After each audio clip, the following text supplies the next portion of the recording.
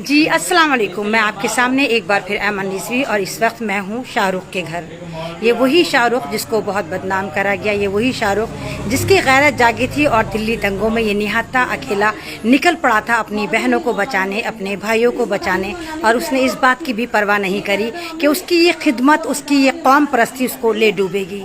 वो शाहरुख जो ये भूल गया था कि जब वो निकलेगा, जंग पे निकलेगा, एक इंसानियत के लिए निकलेगा, एक आवाम के लिए निकलेगा, यही आवाम, यही कौम उसको कुछ सपोर्ट नहीं करेगी। और आज मैं शाहरुख के घर पहुंची हूँ। मैं ऐमन रिजवी जो लगातार इस तरह के मुद्दे आप तक पहुंचाती हूँ और दिखाती हूँ कि देखिए कि हमारे साथ हो क्या रहा है।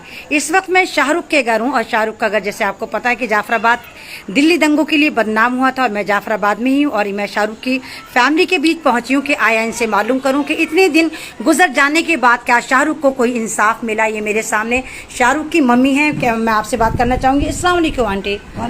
आंटी बताइए, इतने दिन हो गए हैं शाहरुख को गिरफ्तार हुए या शाहरुख ने सरेंडर करा था, कहीं आपको ऐसा लगा कि आपको किसी ने सपोर्ट करी या आपको कुछ ऐसा लगा कि कुछ इंसाफ मिलता हुआ नजर आ रहा है? कि शाहरुख को तो बहुत दिन हो गए हैं, जबकि कपिल मिश्रा, रागनी तिवारी जो सबसे ज्यादा दंगा भड़काने में शामिल थे और शाहरुख जो अपनी बहनों के लिए खड़ा हुआ था उसको जेल में डाल दे, तो आपको क्या लगता है कि आपके बेटे को इंसाफ मिलता हुआ नजर आ रहा है? लग तो रहा है कि इंसाफ मिलेगा, कभी ना कभी तो मिलेगा ही, करेंगे। लेकिन मतलब कोई भी ना नेता घर आया पूछने के लिए, कोई भी नहीं आया हमारे दोनों माँ बापों के लिए, इसके माँ बापों को पूछने के लिए, ना हमें ना इसके पापा को। और तो अब इस तरह, अब इस तरह का जो आपका चल रहा है, ये सीन जो चल रहा है आपका, तो आप अपने ही तौर पे अकेले जंग लड़ रहे हैं अपने बेटे के लिए? हाँ, मैं लड़ रही हूँ, एक मेरा भांजा साथ में वो है मेरे पास। मतलब आपको कहीं से कहीं तक कोई लीगल टीम नहीं मिली? नहीं, और कोई नहीं आया हमारे घर किसी, बस आप और आपका बेटा और आप पूरी फैमिली अपने बेटे को बचाने के लिए। तो आपका बेटा तो कौम के लिए उतरा था, आपका बेटा तो बहनों के लिए उतरा था। हाँ जी, वो था ही नहीं ऐसा, वो तो बहुत अच्छा है, बहुत अच्छा है। कभी गली मोहल्ले में उसकी लड़ाई नहीं हुई किसी से, खेलने कूदने में वो अच्छा खाता था, पीता था, रहता था, जिम जाता था, उसको किसी बात से कोई लड़ाई से कोई मतलब ही नहीं था, उसको बहुत अच्छा था। पूरा गली वाले जानते मेरे शाहरुख को कि मतलब इन बातों में था ही नहीं वो, बस उसको एक तैश आया और ये देख के सब कुछ कि ये ऐसी जब उसने देखा कि कपिल मिश्रा की वजह से, रागनी तिवारी की वजह से, हमारे ये कहती हूँ कि कपिल मिश्रा नहीं आता, नहीं वो भाषण देता, ना मेरा बेटा जेल में होता। मैं तो उसी को बद्दुआ देती हूँ सबसे ज्यादा कि वो उसने ही दंगा फैलाया, उसने ही सारे काम किए, जो भी करा है उसने ही किया है सारा। तो आप लोगों को क्या मैसेज देना चाहेंगे? जिस तरह आपका बेटा शाहरुख था, तो और बहुत सारे घर घर में शाहरुख होता है, तो आप क्या मैसेज देना चाहेंगे उन माओं को कि उनको भी क्या शाहरुख की तरह रोल प्ले करना चाहिए? क्या उनको भी कहीं बेइज्जती हो रही है? और अगर ऐसा, चाहे कोई भी माँ बहन हो, चाहे वो हिंदू हो चाहे वो मुसलमान हो, अगर उनके साथ में ऐसा हो तो कदम उठाना चाहिए। मतलब आपको लगता है कि आपके बेटे ने बहुत अच्छा काम करा था? अच्छा किया, अगर औरतों के लिए करा है तो बहुत अच्छा करा। मतलब क्योंकि आप, हाँ, शाहरुख जो एक ऐसा बंदा था जिसने बहनों को बचाने के लिए काम करा, क्योंकि उस वक्त जाफराबाद पर लेडीज बैठी थी जहाँ पर कपिल मिश्रा, रागनी तिवारी ने जहरीले और भड़काऊ बयान दिए थे। वहाँ पर वो नंगे होकर दिखा रहे थे, इतना बुरे अल्फाज कर रहे थे वो लोग, आओ बचाओ, आजादी लोगे, आजादी लोगे, हम देते तुम्हें आजादी, मतलब ऐसे बुरे बुरे लफ्ज बोल रहे थे, वो हट नहीं रहे थे और चलते आ रहे थे आगे को। तो अब भाई शाहरुख कौन सी जेल में है? तिहाड़ में है। तो आपको उम्मीद है कि इंशाल्लाह हमारा भाई जल्दी हमारे बीच आएगा? इंशाल्लाह ताला, अल्लाह जरूर इंसाफ करेगा और कानून भी इंसाफ करेगा शाहरुख के लिए। शाहरुख ऐसा नहीं है, शाहरुख बहुत अच्छा है। ये शाहरुख की मम्मी मेरे सामने थी। अब मैं शाहरुख के फादर मेरे सामने, मैं इनसे कुछ बात करने की कोशिश करूंगी कि वो क्या दर्द उनका अच्छा लगता है कि उनके बेटे ने जो एक रियल हीरो बनने की कोशिश करी, वो उस चीज को कहाँ तक देखते हैं। जी अस्सलाम वालेकुम अंकल। जी आप बताइए कि आपको लगता है कि शाहरुख ने कुछ गलत काम करा था? शाहरुख ने जो किया बहुत अच्छा किया, इस बात से सारे मुसलमान भाइयों को भी हिस्सा लेना चाहिए, इसलिए कि उसने बहनों के लिए, मामा के लिए ऐसा किया था। जाके उन्होंने ऐसा गलत बोला कि तेन आज़ादी चाहिए, नंगे होके दहाड़िया, इसको बर्दाश्त नहीं होया, इसने मतलब अंकल आप पंजाबी बोले, आप पंजाब से हैं क्या? आप पंजाब से हैं? अच्छा, मतलब आपको लगता है कि शाहरुख जो है एक रियल हीरो है और इस तरह हर लड़के को होना चाहिए। अगर बात बहनों पर आती है, उनकी इज्जत पर आती है, तो हर भाई को इतना ही गैरतमंद होना चाहिए जितना शाहरुख है। तो क्या शाहरुख की बहनें भी हैं? अच्छा, आप भी बोलेंगे कुछ भाई? ये शाहरुख के पड़ोसी हैं और क्या नाम है, मैं इनसे बात करूंगी। आप बोलेंगे भाई कुछ के शाहरुख ने जो ये काम करा मतलब अच्छा था या बुरा था? बहुत अच्छा शाहरुख, बहुत अच्छा था लड़का, और बहुत अच्छा काम किया उन्होंने, और सबको इस मामले में सबको इस बात का बड़ा फख्र है। तो शाहरुख के लिए आप क्या मैसेज देंगे लोगों को कि शाहरुख की मदद करनी चाहिए? शाहरुख की सबको मदद करनी चाहिए, सबको मदद करनी चाहिए, हर मुसलमान का काम है।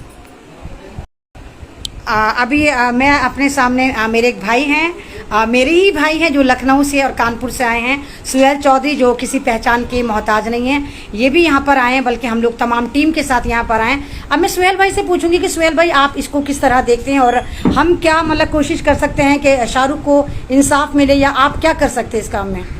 जी सुहेल भाई, अस्सलाम वालेकुम। वालेकुम अस्सलाम मेरी बहन।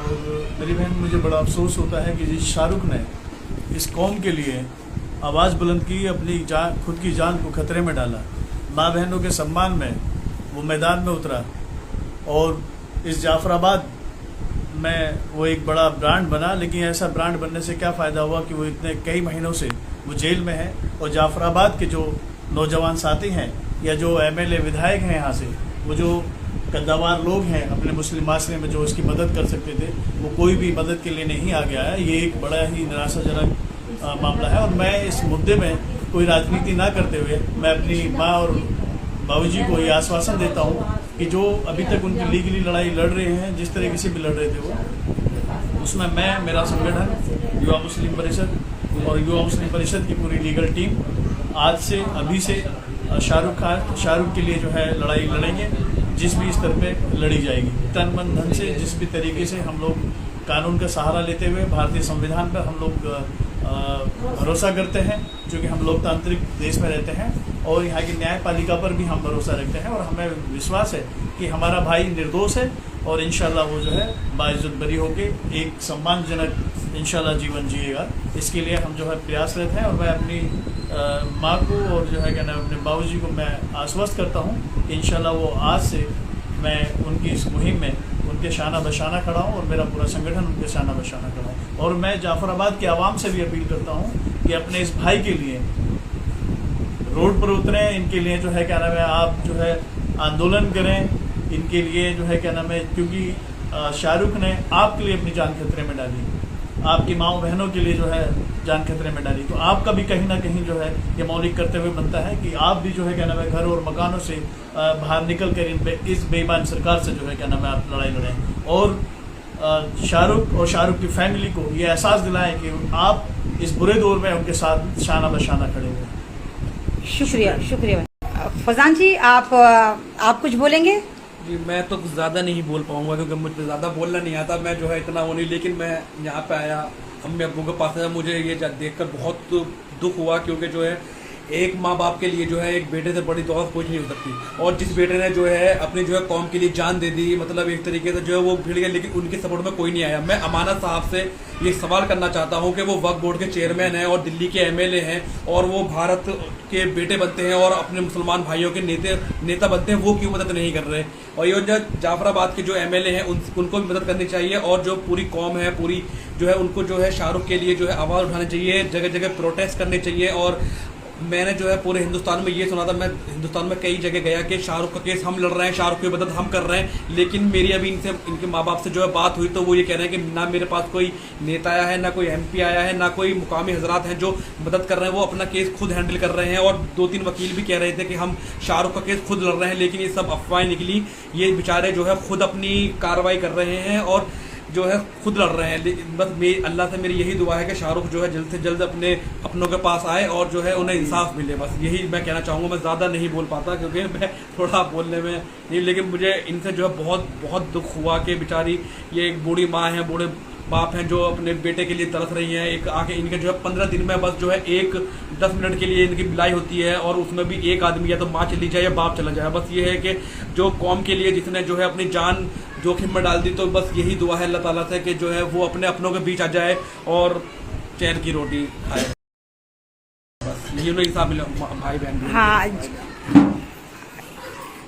ये शाहरुख की फैमिली के बीच में आई थी। ये शाहरुख की फैमिली, ये शाहरुख का घर है। घर देख के कहीं से ऐसा नहीं लगता कि बहुत मतलब बहुत ज़्यादा कहीं से अमीर रहे होंगे, लेकिन दिल के बहुत अमीर रहे होंगे, क्योंकि इनके घर में शाहरुख जैसा जांबाज पैदा हुआ था। शाहरुख एक ऐसा आज के ज़माने का ऐसा खलीफा कह दीजिए जिसके अंदर दर्द था, बहनों को लेकर, भाई को लेकर, NRC को लेकर, और वो चाहता था कि उसकी बहनें जो जाफराबाद में प्रोटेस्ट में बैठी थी उनके आगे ये नंगा जो नाच चल रही थी सरकार, ये जो आपने देखा कपिल मिश्रा, रागनी तिवारी, ये जो नंगा नाच नाच रहे थे, उसने ये परवाह नहीं करी कि वो अकेला शाहरुख क्या कर सकता है। वो घर से गया और घर में जो उसके पास एक छोटा मोटा तमंचा होगा वो लेकर निकल गया। हालांकि नहीं दिखाया था तमंचा उसमें, उसके पास नहीं था, उसने वहीं से छीना था। अच्छा, वो तमंचा भी उसने वहीं से छीना था, किसी के हाथ से छीना था। शाहरुख निहत्था यहाँ से गया और वहां पर ही उसने किसी तमंचे को पड़ा हुआ देखा, उसी तमंचे को उठाकर उसने अपनी बहनों को बचाने की कोशिश करी और उसमें भी कोई वो कामयाब नहीं रहा। उसके तमंचे से एक चिड़िया भी नहीं मरी और आज शाहरुख जो है वो जेल में है। और तमाम जो हमारे मजहब के ठेकेदार बनते हैं, तमाम हमारे जो दावेदार बनते हैं कि वो हमारी मदद करते हैं और जो झूठी अफवाह भी फैलाते हैं कि हम शाहरुख के लिए ये लीगल टीम दे रहे हैं, वो लीगल टीम दे रहे हैं, उन्होंने ऐसा कुछ नहीं करा। और खासकर मैं अमानत साहब को कहना चाहूंगी, अमानत साहब आप वक्फ बोर्ड के चेयरपर्सन हैं और ऐसे ऐसे केस आपकी जिम्मेदारी होने चाहिए कि अमानत साहब इस केस की पैरवी आपको करवानी चाहिए, क्योंकि शाहरुख की फैमिली इतनी अमीर तो है नहीं और अब तक ये बहुत ज़्यादा पैसा खर्च कर चुके हैं उस बेटे के लिए जो बाहर भी नहीं आया और एक रियल हीरो बनकर उभरा था और जिसको मुजरिम बनाकर जेल में डाल दिया गया। तो आप तमाम लोग जो इस लाइव को देख रहे हैं इसको ज़्यादा शेयर करें और शाहरुख के लिए प्रोटेस्ट करें, अपने अपने तरीके से एहतजाज करें और कोशिश करें कि शाहरुख को इंसाफ मिले, ताकि हर घर में फिर आपका भाई शाहरुख पैदा हो और हर एक को ये फ़ख्र महसूस हो कि हाँ हम शाहरुख की बहन हैं। अगर कोई भी हमारे ऊपर, हमारे कौम के ऊपर, हमारे भारत के ऊपर, हमारे संविधान के ऊपर कोई खतरा मंडलाता है तो शाहरुख जैसे भाई हमें बचाने भी आएंगे और सरकार के हलक में हाथ डालकर सवाल भी करने आएंगे कि देखो हम अभी भारत की गैरत, भारत की आन बान शान जिंदा है। तो शाहरुख के लिए प्रोटेस्ट करिए ताकि शाहरुख जल्दी से जल्दी हमारे बीच आ सके, शाहरुख को रिहाई मिल सके, क्योंकि नामालूम शाहरुख जैसे हजारों मुसलमान, बेगुनाह मुसलमान जिनको दिल्ली दंगों में टारगेट करके मास्टरमाइंड बनाकर जेलों में भर दिया गया।